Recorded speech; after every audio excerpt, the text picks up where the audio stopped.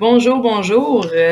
Nous en sommes déjà à notre deuxième émission, le blaireau et le corbeau. Donc, on a deux sujets assez particuliers aujourd'hui dont on va traiter. La thématique va concerner le confessionnal québécois moderne. Qu'est-ce qu'on veut dire par là? C'est que font les Québécois en 2017 pour évacuer leurs problèmes, donc pour discuter de leurs problèmes. On va aller toucher à des métiers qui, justement, accueillent ces problèmes-là et qui accueillent les problématiques des Québécois et qui écoutent, qui font beaucoup d'écoute active. Donc, les métiers oubliés et les métiers les psychologues de terrain, les sociologues de terrain. J'aimerais, pour débuter, savoir ton opinion et tes expériences. Qui sont les psychologues et les sociologues de terrain? Qui sont les personnes qui font figure de confessionnal moderne? Donc, comment tu vois ça, le confessionnal moderne, et à qui les Québécois vont se confier quand ça va pas? Alors, bonsoir, bonjour, bonne nuit, tout dépendamment à quelle heure nos auditeurs nous écoutent. Jenica, en fait, moi, mon idée là-dessus, c'est qu'étant donné avec le sens, ma foi, assez explosé au Québec, en terre d'Occident, les gens, moins en moins, on dirait qu'ils vont chez le psychologue, on dirait qu'ils vont ailleurs. Par exemple, je cite les barman et les barmaids, les coiffeuses, les petits gars de nuit au dépanneur, on va faire un petit clin d'œil, et aussi les chauffeurs de taxi qui, finalement, voient assez bien la misère, assez bien le pauvre monde et diverses difficultés dans notre société. Cette idée-là m'est venue quand je me faisais couper les cheveux il y a à peu près 2-3 ans. Puis je faisais comme, ben oui, on entend souvent le stéréotype de la coiffeuse un peu superficielle qui parle de potins, d'artistes, etc. Mais c'est pas tellement ça, en fait. Parce que chez elle, surtout elle aussi, on observe une certaine sagesse, une intelligence qu'on n'a pas, on dirait bien, dans les universités ou dans les grandes institutions de la psychologie. C'est bien justement que dans ces métiers-là, bon, si t'as pas d'écoute dans le service à la clientèle, ou si t'as pas un minimum d'empathie, finalement c'est quoi l'empathie? C'est bien d'entendre la souffrance, puis c'est de la comprendre. Pas de souffrir avec. Ça, c'est la sympathie. Ça a l'air niaiseux, là, c'est peut-être on joue sur les mots, mais les deux mots ont du sens. L'empathie est primordiale dans le service à la clientèle. Alors, lorsque les clients passent assez de temps avec ceux-là qui les servent, finalement, ils se retrouvent avec des discussions assez étoffées, merci. Allant de la politique, bien sûr, en allant chialer ses comptes de taxes, ou finalement, avec ma femme, ça va pas bien, puis voilà. Moi, je pense que finalement, dans chacune des sociétés très latines, c'est-à-dire espagnoles, françaises, italiennes et québécoises, nous on est latins et nordiques, on chiale, on se plaint, c'est dur. Écoute, ça fait 400 ans qu'on vit l'hiver imprenable, justement cet hiver est épouvantable. La vitamine D descend, le moral descend, tout le monde chiale la température. Alors, quand on est vendeur, quoi que ce soit, ça s'arrête pas mal juste à il fait beau, hein, il fait frais, hein. Ben oui, ben finalement, quand tu prends 1 heure ou 2 avec ton client, ben, peut-être pas le commis de dépanneur, mais la coiffeuse du moins, oui, c'est sûr qu'ils vont se créer une clientèle qui est beaucoup plus régulière. Mais oui, ça fait du bien se plaindre. On se plaint tout le temps, mais pourquoi finalement? Ben pour obtenir l'attention de l'autre. Écoute, certaines personnes très introverties, quand finalement ils boivent de l'alcool, ben ça désinhibe le tout. Et voilà, on se confie à qui veut bien l'entendre. Le gars qui s'en va dans sa taverne, bon, je sais qu'on n'a plus de taverne vraiment de nos jours, mais le gars qui va dans son bar habituel, puis qui jase avec la fille qui est là, puis qui lave le verre en même temps, c'est un peu un portrait stéréotypé, mais Colin, allez vous promener à Shawinigan. Bon, je parle souvent de Shawinigan, mais c'est parce que c'est la ville avec le plus de bars par capita. Et on voit assez bien ce portrait type-là. Écoutez, pas besoin de faire un dessin non plus, là. Je pense pas que ces gens-là vont vraiment aller vers les psychologues. Ils vont aller beaucoup plus se confier avec leurs proches, leurs semblables, pour vouloir justement avoir un peu de validation. Tu sais, ça se passe dans la chambre des joueurs, comme on dit. Il y a un point intéressant que tu as soulevé que j'aimerais revenir là-dessus. Tu as dit qu'on aime se plaindre. Tu as dit qu'il y a un intérêt à se plaindre. On se complaît un petit peu dans la plainte et c'est vrai qu'on est souvent négatif, donc on apporte du négatif dans notre vie en le mentionnant, en le verbalisant. C'est quoi ce rapport-là au fait de se plaindre? Surtout au Québec, on dit souvent que les Québécois sont chialeux. C'est en quelque sorte un semi-préjugé, là, mais il y a un fond de vérité dans chaque préjugé.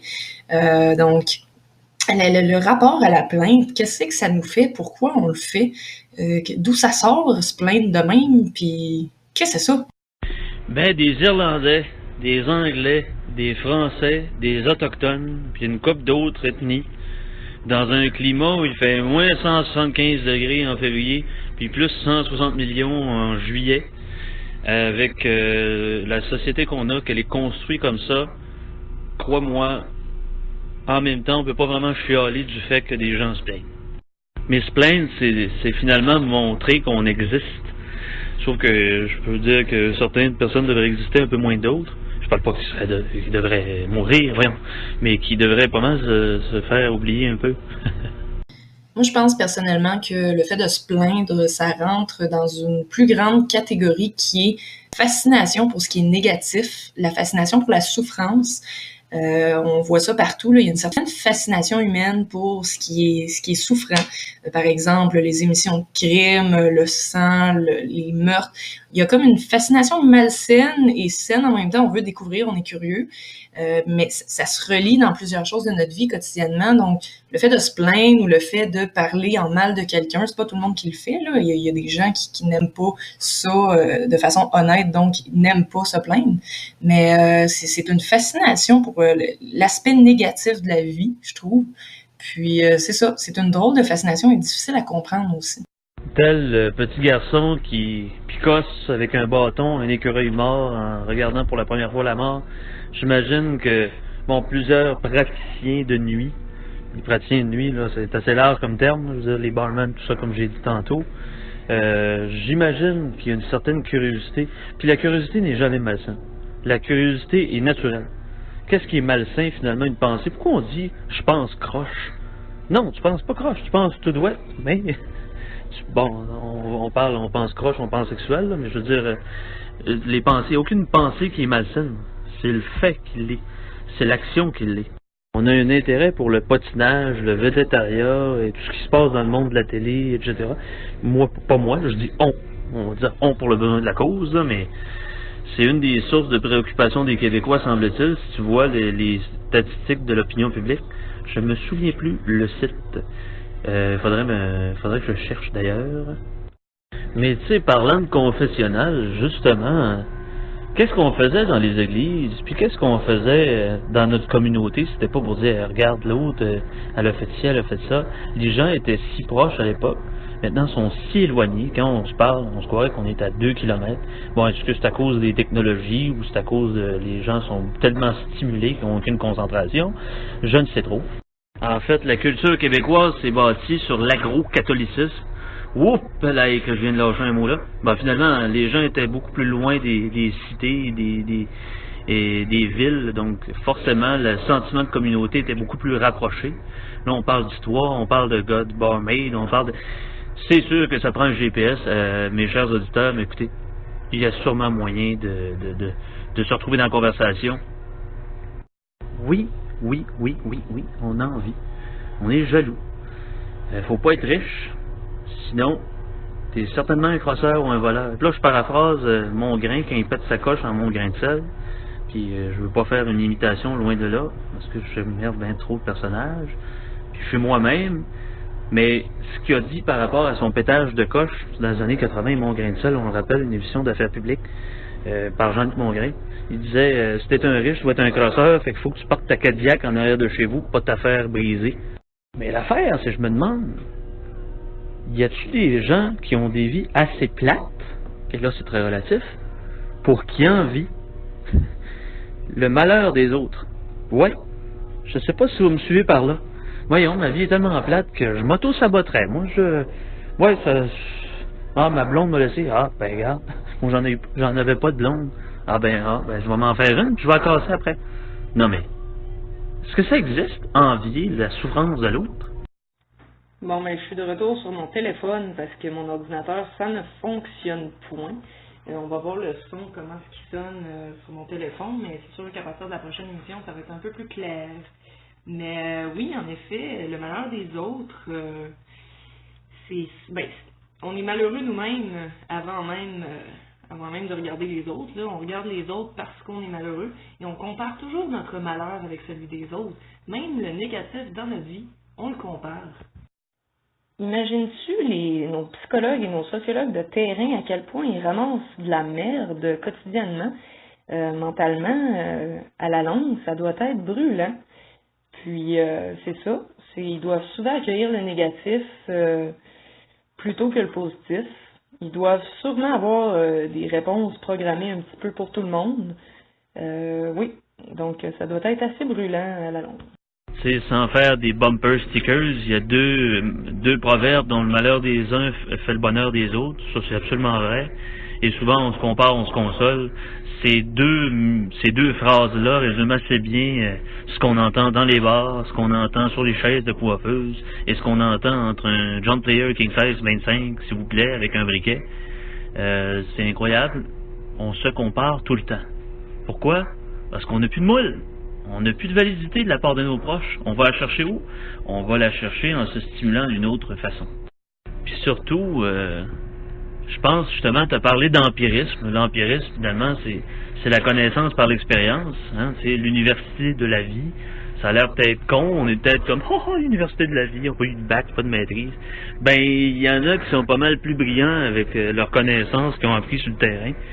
Est-ce que justement, cette empathie-là, puis l'énergie que déploient tous les praticiens de nuit et de soir, avec la carapace qu'on se fait, c'est justement un moyen de renoncer à toutes ces énergies négatives et à qui mieux, sinon on s'en sortirait jamais. De tout le nombre de malheurs qu'on puisse entendre, les personnes alcooliques qui ont des problèmes de jeu, qui ont des problèmes de drogue, qui ont tous les problèmes du monde, un peu comme la nuit, tous les chats sont gris, mais les malheurs, la nuit, c'est encore plus visible. Puis je viens de penser à quelque chose, une petite réflexion de ma part. Je me demande si la carapace d'un individu va, probablement, là, j'ai déjà ma réponse dans ma tête. Donc, entre l'individu universitaire et l'individu de terrain, l'individu qui étudie les théories et celui qui les voit, qui les applique, qui les vit, la carapace, est-ce qu'elle se développe de façon plus importante chez le psychologue ou le sociologue de terrain? Donc, ça serait intéressant de constater les différences entre un psychologue clinicien et quelqu'un, un chauffeur de taxi ou bien quelqu'un qui œuvre dans son domaine depuis des années, qui entend beaucoup de problèmes. Donc la différence entre les deux, il y en a qui voient ça à l'école, puis ils vivent pas vraiment avant d'arriver puis d'avoir leur diplôme. Et j'ai l'impression aujourd'hui que nos psychologues, nos sociologues, ils sont faits plus faibles que les psychologues de génération antérieure. Je ne sais pas ce qui s'est produit, ou c'est peut-être tout simplement la génération entière qui est un peu plus faible mentalement, mais on a beaucoup plus d'individus fragiles, qui arrêtent les études, qui sont anxieux, qui sont dépressifs. Donc ça doit être un mouvement de masse de toute façon là, en santé mentale, mais c'est ça, la carapace des sociologues et des psychologues de terrain, on dirait qu'ils en ont vu d'autres. Puis, ils ont l'air d'avoir la couenne mentale dure. Ils ont une couenne mentale dure. Mais bon, évidemment, la santé mentale, c'est un domaine, c'est un sujet, une thématique à part entière dont on va traiter éventuellement. Ça pourrait couvrir l'entièreté d'une émission, même deux. Donc, ouais, la santé mentale, on ne s'aventurera pas trop là-dedans, mais éventuellement, on va se mettre les deux pieds dedans en masse, puis on va piétiner le sujet, là. Ça va s'y aller par là. Et voilà, ben écoute, il faut parler bien de ce qu'on connaît, puis même, je veux dire, on va pas juste parler de politique non plus, je veux dire, tout le monde peut dire ce qu'ils veulent, puis tout le monde peut dire n'importe quoi sur n'importe quoi, mais en tant que psychologue de terrain, sans diplôme, je vois que c'est vraiment sur le terrain. Il y a un clash entre la théorie, il y a un clash entre la bachelière en psycho qui n'a pas fait de stage ou quoi que ce soit, puis oups, sur le terrain, c'est pas mal plus rough que dans les livres, je veux dire.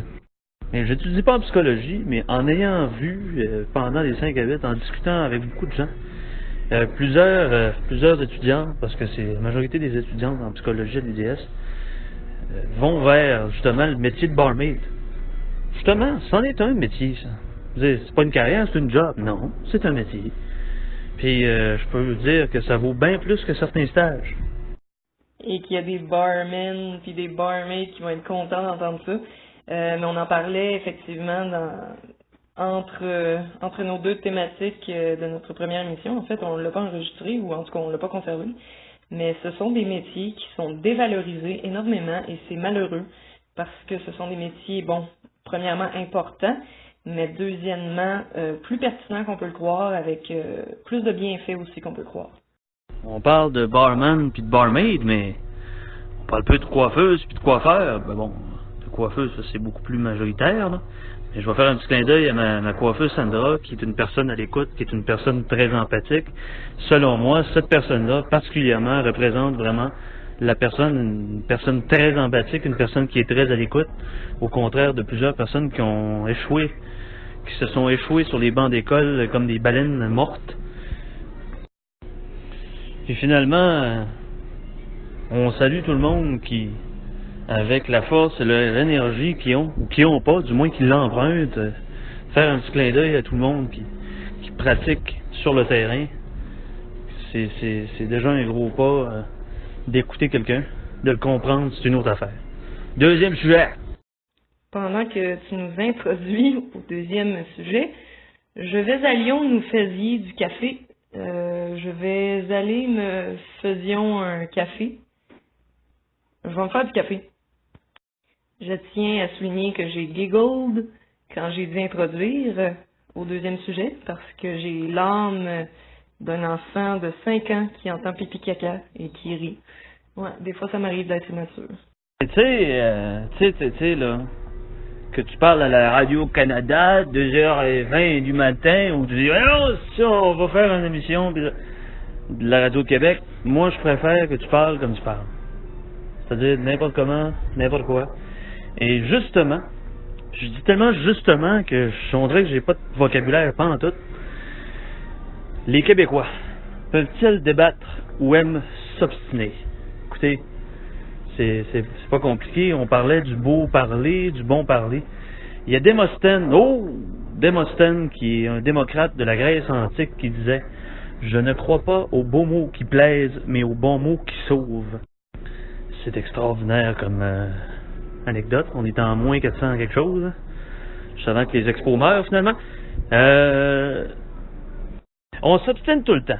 2-3 bières d'un party de Noël ou 2-3 cafés devant la machine à café de l'employé, on s'obstine.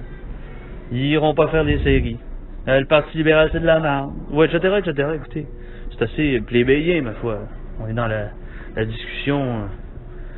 Mais tout le monde est politologue, tout le monde est politicien, tout le monde est expert du hockey. Quand ils ont 2-3 bières dans le corps ou pas assez de sommeil.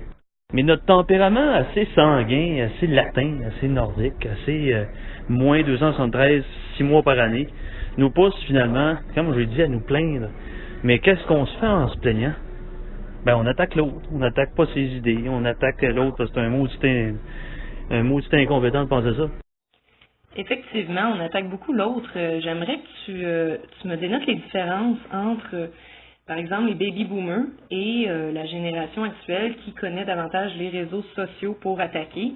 Est-ce que les baby boomers ou les gens, en tout cas autour de ce temps-là, avaient une façon différente d'attaquer l'autre et de s'obstiner sans vraiment débattre? Est-ce qu'on est de moins en moins courageux parce qu'on est derrière un écran? Donc, comment ça évolue, ce chiolage-là et ce manque de capacité argumentaire-là? Je te voyais venir avec les réseaux sociaux. C'est intéressant ce que tu me dis. Boomer, génération X, faut pas l'oublier, et génération Y. Quoi, on parle pas des parents des boomers, ben, tout simplement parce qu'ils sont extrêmement minoritaires sur les réseaux sociaux. Mais oui, on est peu courageux puis on est derrière un écran. Et je pense pas vraiment qu'il y ait de différence entre un baby boomer qui s'obstine ou un millennials une personne qui est finalement née après les années 85, si je m'abuse. C'est ça, les millennials, la génération Y. C'est tout simplement des expressions, des façons de parler qui sont différentes. Mais sur les réseaux sociaux, c'est incroyable. On voit, pour citer la page du Journal de Montréal, sur différents groupes sociaux, les spotted notamment, des spotted villes de tel, c'est incroyable le taux d'insultes, le taux. Les gens ont une colère, les gens ont une agressivité, là, c'est effrayant. C'est incroyable, hein? On va dire encore le mot incroyable pour 275 fois. As-tu pris ton café? Très important. Hullé à côté de moi, le hullé. Je l'ai pas fait trop fort parce que moi, le café, je tolère, mais très faiblement. Donc, je pogne les nerfs, puis je suis comme shake, puis ouais, c'est ça. Non, j'ai mon café présentement et je suis prête à continuer. Donc, oui, nous disions les réseaux sociaux. Mais moi, sais-tu ce que je trouve assez drôle, assez cocasse? C'est que plus le temps avance, plus les médias, donc les médias qui ont des plateformes là, sur Internet, Journal de Montréal, Journal de Québec, même la presse, ça s'abaisse de plus en plus aux piètres intérêts des gens. Je sais qu'on divague un peu, là, je pars dans une direction, mais c'est relié quand même. Et ils font des articles qui sont, ma foi, inutiles et très superficiels. Et justement, là, des médias comme la presse qui sortent des articles complètement merdiques. Donc, plus ça va et plus les médias s'abaissent au niveau des intérêts médiocres de la population. Je ne sais pas qui influence qui, en fait, là, mais oui, c'est assez absurde. Et ça rejoint un peu ce que tu dis avec les spotted et les pages qui sont qui occasionnent des attaques. On a une débilité de plus en plus profonde collectivement, et les réseaux sociaux exacerbent ce phénomène-là, ou l'ont créé, je ne sais pas, mais une débilité collective qui se crée. On est un petit peu des hommes de Cro-Magnon intellectuellement, on se tape dessus avec des mots, puis on lâche des sons bizarres, mais c'est des petits mots comme crise de cave, t'es conne, mal baisé, sort dans le vagin, ouais par là. Oui, c'est puis t'as des gars de 12 ans qui vont écrire ça, tout comme des hommes de 40 ans qui vont aller écrire des choses comme du sort dans le vagin. C'est drôle. Ben, effectivement, on peut avoir des intérêts médiocres. Je veux dire, quand tu passes 2-3 articles sur les Kardashians ou des trucs qui sont pas significatifs ou qui font pas avancer les choses, tout intérêt est légitime, mais personnellement, je trouve qu'il y a des intérêts plus médiocres que d'autres. Ça, c'est mon opinion personnelle, j'ai pas peur de la dire. Tout comme quelqu'un peut dire que moi, personnellement, j'ai des intérêts médiocres, ça me dérange pas du tout, mais quand il y a aucune pertinence pour l'avancement de la société ou au niveau des connaissances, ou bien, je sais pas, moi, 10 façons de se peigner les cheveux en cet hiver, regarde, moi. 8 places où sortir quand t'as pas d'argent pis t'es fauché, comment te ramasser de l'argent rapidement pour aller à Benz. Tu sais, le fameux site Narcity que j'adore tant, là, c'est... Oh mon Dieu, qu'est-ce qu'on a fait à notre jeunesse? Oui, la presse, le Journal de Montréal, Radio-Canada font à peu près sensiblement la même chose. Est-ce que c'est à cause de la convergence des médias ou est-ce que c'est à cause de ci et de ça? Mais on s'en fout, ça vend. Est-ce qu'on aime ça? Peut-être. Parce que les gens les lisent pareil. Ils vendent pareil. Et aussi, ceux qui s'occupent des pages attitrées aux journaux, attitrées aux médias, ne sont pas les mêmes que ceux qui font des éditoriaux. C'est souvent le stagiaire. Écoute, Huffington Post, je m'excuse, mais il te sort des affaires qui sont dignes du sac de chips dans le Journal de Montréal. Ben, il faut exposer c'est quoi la définition de médiocre. Parce que quand on parle de taré, quand on parle de médiocre, là, les gens voient ça comme des insultes, mais médiocre, c'est ce qui est moyen. C'est ce qui offre pas de qualité. C'est ce qui offre pas de variété. Bon, tu parlais de 14 façons de se peigner les cheveux. Ben, les gens like. Les gens aiment ça. Les gens. La majorité silencieuse. Ben non, c'est la majorité bruyante, là. Oh oui, regarde, on est subjectif, on n'est pas une émission de Radio-Canada, on est non plus, on a ce qu'on a. Puis les intérêts médiocres, garde, la bière Pabst, là, c'est pas bon. C'est pas bon.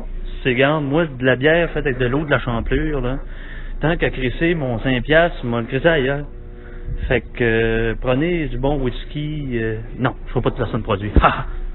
C'est que tout est possible, tout est accessible. La qualité, elle peut être partout comme la pas qualité, comment on appelle ça?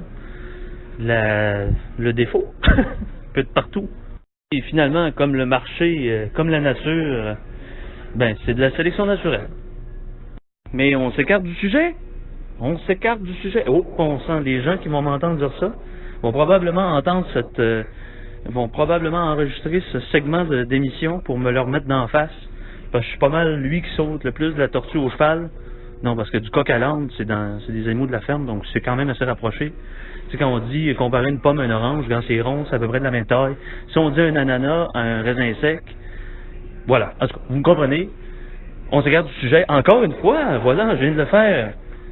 Les gens s'obstinent, les gens se plaignent, mais les gens débattent. Quand les gens débattent, ils émettent des idées, des construits, des réflexions, et ils organisent leurs pensées de façon écrite, de façon orale. Alors que quand quelqu'un s'obstine, c'est oui, c'est bon, non, c'est pas bon, oui, c'est bon, non, c'est pas bon, ad vitam aeternam, c'est ça une obstination. Mais la ligne est mince, la ligne est très mince.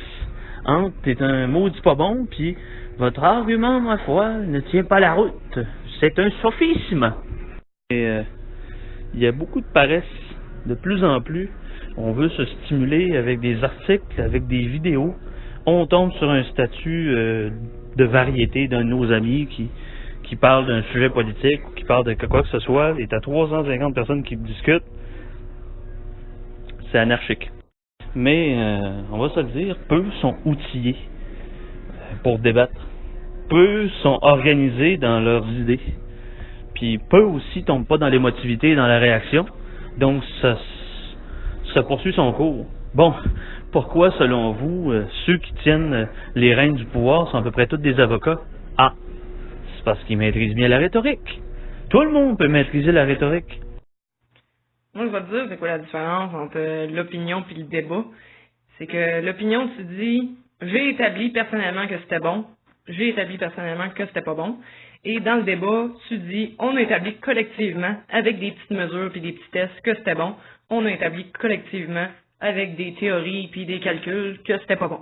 Fait que c'est ça, c'est la différence entre les deux. Même si tu sais de ce que tu penses, c'est de la merde. Si tu peux le dire d'une tellement bonne façon, ce marketing de la politique, ça marche tout le temps. La rhétorique, c'est l'art de toujours avoir raison. C'est pas pour laisser à l'autre une parcelle d'idées, donc c'est le tout ou rien. On dirait que de plus en plus sur les réseaux sociaux, j'ai la mèche courte. Si on essaie d'être humaniste, on essaie écoute, attention, je vais apporter une nuance, là. Je suis bien intentionné, là. Comme par exemple, j'ai eu un débat avec des collègues, bon un débat, c'est plus une obstination, là, avec des collègues féministes sur Guillaume Wagner. Et là, j'ai essayé de mettre une nuance, j'ai essayé de dire oui, mais on oublie l'homme là-dedans. Puis là, j'essaie de dénier que c'est bon, on parle de masculinisme ici, tout ça. Et là, les gens ont vu que c'était une mauvaise intention. J'ai dû pas me rétracter, j'ai dû corriger le tir en disant écoutez, là, je suis pas venu apporter du conflit, je suis pas. C'est sûr que ça polarise, mais les gens ont essayé de me fixer une intention à travers les mots, alors que mon idée était assez claire, mon intention était assez claire. Mais oui, c'est ça, je viens de réaliser quelque chose. On parle beaucoup des Québécois dans l'émission d'aujourd'hui, mais je suis en train de me dire que c'est un phénomène assez américanisé de troller sur les internets et d'insulter les autres, surtout dans la communauté des gamers. Par exemple, qu'il y a un gars qui va jouer à Counter-Strike, puis qui va envoyer chier ses compatriotes au micro, ben il va se faire bannir, puis on voit souvent des vidéos YouTube de gamage où t'entends juste une gang de gars s'insulter. Donc c'est un phénomène qui est pas nécessairement typiquement québécois. Je te dirais qu'aux States, ça se produit pas mal aussi. Tu sais, je dis Counter-Strike comme si je gamais à mort, mais en fait, j'ai jamais joué à ça de ma vie. Là. Je me fie à ce que mon conjoint, au jeu que mon conjoint a sur son ordinateur. Alors non, je ne suis pas une gameuse et je ne me prétends pas gameuse. Voilà. le chat sort du sac. Mais tu parles de Counter-Strike, nos auditeurs qui ne savent pas c'est quoi Counter-Strike, c'est finalement un jeu de shooter dans lequel on est un soldat qui tire sur l'autre. C'est essentiellement ça. Mais oui, comme les débats Facebook, comme les débats Facebook ou comme toute chose dans la vie qui passe par les internets, on veut se défouler. On est assis confortablement en arrière de notre écran, en arrière de notre TV. C'est tout qu'un exutoire, là. Mais ça fait tellement du bien se défouler quand on est assis sur notre divan ou sur notre chaise d'ordi à dire que l'autre a tort. Et mon Dieu, je suis tellement bien quand j'ai raison. Et Seigneur, c'est ce qu'on se dit finalement. C'est ça la nature humaine. On ne peut pas sortir de la nature humaine. On se plaint, on se défoule. On s'obstine, on se défoule. On crie que l'autre c'est un astari parce que, bon, pour n'importe quelle raison, c'est exactement la même chose que quand on se pète le petit orteil sur le coin de la table du salon à 3 heures du matin. C'est clairement qu'on va pas dire un zut ou un tabarnouche. Il y a des mots pas mal plus rares qui vont sortir. Alors, pour les discussions politiques, imaginez que ça heurte le petit orteil de chacun. Oh, mais quelle belle comparaison! C'est vraiment très évocateur, ce que tu viens de dire. Évocateur, ouais. Ça évoque.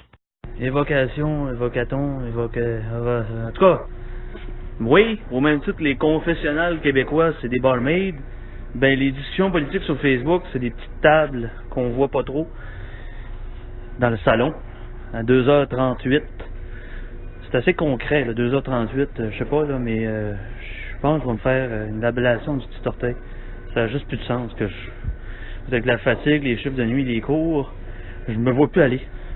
Même dans cette émission-là, les gens vont voir que je me vois plus aller, caféine ou non. Je mentionnais à mes auditeurs que les seules drogues que je consomme sont la cigarette et le café. C'est assez hardcore. Fait que donc, imaginez donc si je prendrais d'autres choses, ce serait pas mal pire. Puis je sais que vous le déconseillez, je n'en fais pas la promotion. Surtout pas la promotion du café, hein? Ben non. Ça c'est extraordinaire. Le café, le matin. L'odeur extraordinaire, c'est presque sexuel, c'est extraordinaire. Je parle de café, ben oui. Je sais pas, 600 millions de grammes de caféine que je viens d'ingérer encore, comme dans l'autre émission. Vous allez voir que c'est assez caféiné. Bon, on n'a pas le choix, sinon vous n'aurez pas non plus l'énergie que vous vous attendriez. Puis on s'obstine pourquoi, on se dit qu'on se plaint pourquoi, puis pourquoi, d'où ça part cette plainte infinie, la plainte du fuck en Alaska. Écoute, pourquoi on débat? Et pourquoi avoir raison? Pourquoi on doit faire des commentaires sur Facebook? C'est sûr que la génération Y est plus portée à aller vers ça, mais tout le monde sur les médias sociaux se sent puissant. On est donc impuissant en arrière de notre clavier. Mais je suis pas sûr qu'il y aurait la même chose, mano à mano, en personne. Le même rendu. Écoutez, j'ai vu un pastiche, une caricature qui montrait quelqu'un qui faisait exactement comme Facebook, mais dans la réalité. Comme par exemple, il va voir un gars sur un banc de parc, il fait j'aime, comme la mention like, il fait exactement ce qu'on fait sur Facebook. Puis on se voit que, mon Dieu, qu'on est weird sur ce média-là. Qu'est-ce qu'on est weird? Comme je disais précédemment, ça change tous les paramètres de communication, ça change nos schémas, ça transforme notre manière de penser, de communiquer, ça crée une forme de langage, c'est comme une extension de notre langage, de notre communication. Puis c'est drôle d'imaginer dans 50, 100 ans comment ils vont parler, ben si on est encore là, si on existe encore, comment on va parler de cette période fascinante. On est quand même à un tournant là au niveau de la communication, puis je me demande à l'avenir, ça va ressembler à quoi lorsqu'on va parler de l'époque dans laquelle on vit là. Tu sais, comment est-ce qu'ils vont expliquer ça à la population quand ils vont voir des vestiges de memes, puis pas sûr ça se peut, là, mais c'est enfantin notre façon de communiquer sur Internet et on est très immature sur les réseaux sociaux. L'immaturité atteint son paroxysme. Des vestiges de memes. Pour les personnes un peu plus âgées qui nous écoutent, vont nous écouter, ou peut-être, on s'en fout, on ne sait pas. Là. Les memes sont des caricatures, en fait, imagées À partir d'une image déjà présente sur le web, on y inscrit des phrases généralement caricaturales. Mais oui, ça serait assez comique de se voir dans 50 ans. Ah, c'était-tu bon dans le bon vieux temps? Je sais pas si on va vraiment dire ça. Écoute, les gens durent de moins longtemps dans les conversations là, de vive voix, là. On dirait, puis c'est partout dans les mêmes générations, moi, je sais pas si c'est moi qui parle trop, là. Oui. Il y a 3 millions de personnes qui vont me dire oui. Mais les gens sont facilement déconcentrés. Comment capter l'attention d'une personne? Pas trop longtemps. C'est assez rough, merci. Plusieurs vont me dire que les gens ont de la misère à me suivre, là, mais je veux dire, dans une conversation bien basique, les gens ne réagissent plus comme avant. Comme si on était tous déconnectés. Comme si on n'avait pas assez de stimulation dans une conversation. Et là, mais... Allô? Je te parle, là. Ah, qu'est-ce que tu disais? Ben voyons. À ceux-là, écoutez, je vais vous prescrire un régime. Avant d'aller dormir, slacker l'Internet puis la télévision 2 heures avant le coucher. Vous allez voir une nette amélioration dans votre concentration. Je l'ai faite moi-même. Puis tabarnouche, c'est fou comment le cerveau ne dort pas quand on dort. On est déjà stimulé par l'écran, donc imaginons le reste. C'est comme aller manger un hot dog avant de dormir. Capter l'information, capter l'attention de son adversaire. Je dis ça de même, mais il n'y a pas vraiment d'adversaire sur les Facebook de ce monde. Il y a juste du monde qu'on trouve calme, puis du monde qu'on trouve brillant. On dirait que c'est toujours comme ça. C'est assez dur de pas finir en queue de poisson. C'est assez dur de pas s'insulter. C'est assez dur de pas parler d'intention. C'est assez rough. Je pense pas que dans les années 50, 60, ça se parlait comme ça. Tu sais, je suis vraiment entouré de personnes vraiment plus âgées qui me disent, dans le temps, on avait du respect. Ça s'envoyait pas chier à tour de bras. Je sais pas, je l'ai pas connu, mais au dire des personnes du 3e âge, on dirait que c'était tellement mieux dans leur période. Aujourd'hui, plus de respect. Parlant de respect, c'est quoi ta définition de respect? Parce que j'en vois toujours des hypocrites qui disent, moi là, la valeur la plus importante, c'est le respect.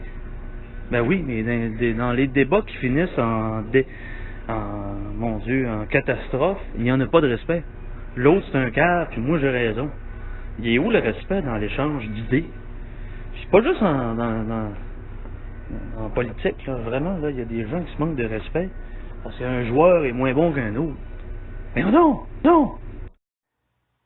Plus de respect, le respect, ça se perd. Oui, je suis d'accord, je suis quand même d'accord. À mesure que le courage diminue, le respect aussi se perd derrière un écran. Un petit mot de la fin, mon cher, car on a pas mal atteint notre temps.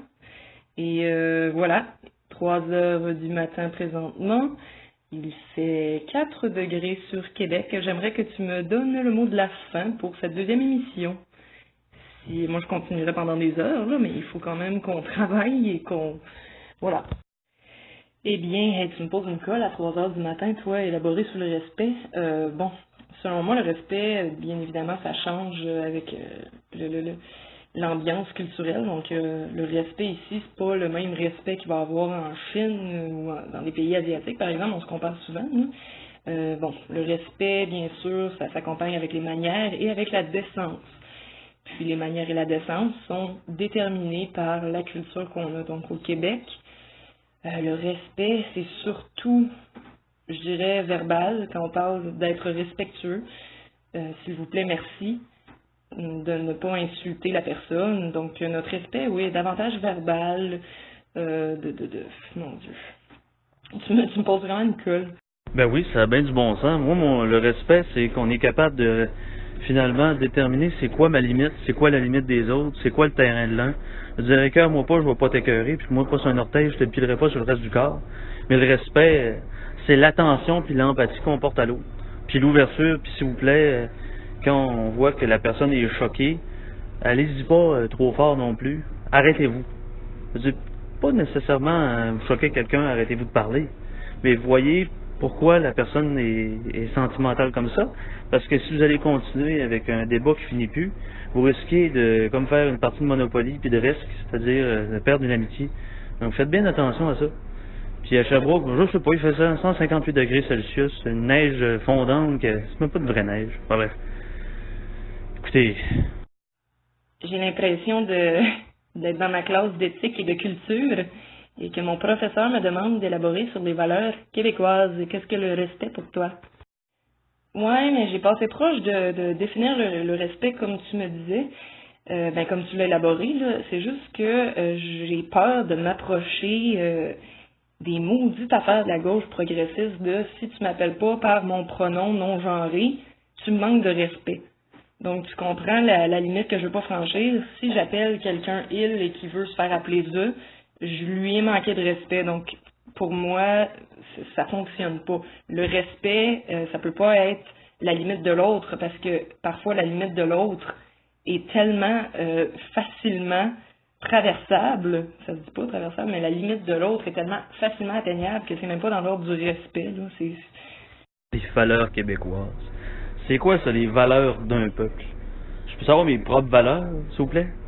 Mais je tiens à signifier à nos auditeurs présentement que Jenica est le blaireau, puis moi je suis le corbeau. Vous allez voir qu'un bon cop, bad cop, un sucré salé, vous allez voir comment Jenica développe une méthode d'organisation qui est capable de me recadrer. Mais il y a un blaireau, ça va sous terre, hein, ça fait des constructions, puis un corbeau, ben ça fait juste manger n'importe quoi, puis c'est là tout le temps. Ouais, c'est pas tellement flatteur, mais bon. Merci d'éclairer nos téléspectateurs. Je dis là.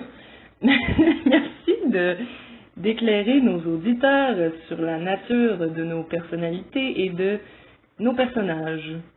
C'était bien gentil de ta part.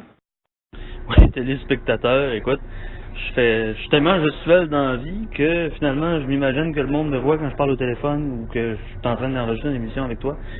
C'est assez particulier. Hein. Mais maintenant, on va avoir une émission avec une caméra. Peut-être qu'on va faire un Skype. Peut-être qu'on va regarder ça. Hein, pour l'instant, c'est des podcasts. Puis podcasts, faites attention, la CSST va venir vous chercher. C'est assez cher l'amende. Ouais, on en a pas mal sa cassette, comme on dit. Bon, on pourrait bien parler pendant 6h30, mais bon, ça en fait pas mal de montage. C'est Jenica au montage, Samuel à la parlotte, puis Jenica à la parlotte également. On salue également nos 2-3 téléspectateurs de Saint-Tite.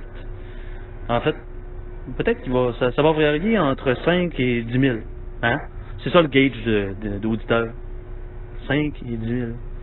Alors, n'hésitez pas à m'écrire directement ou à écrire à Jenica pour nous suggérer des choses qu'on pourrait parler potentiellement. Puis on pourrait en faire plein d'émissions. On va voir comment ça va tourner, on va voir comment c'est pertinent, puis on va voir comment on va recevoir d'insultes aussi. Et peut-être les collaborateurs, qui sait. Donc, je vous souhaite une bonne soirée, une bonne journée, un bon matin, une bonne après-midi. Salut Tourlou, embrasse son facteur.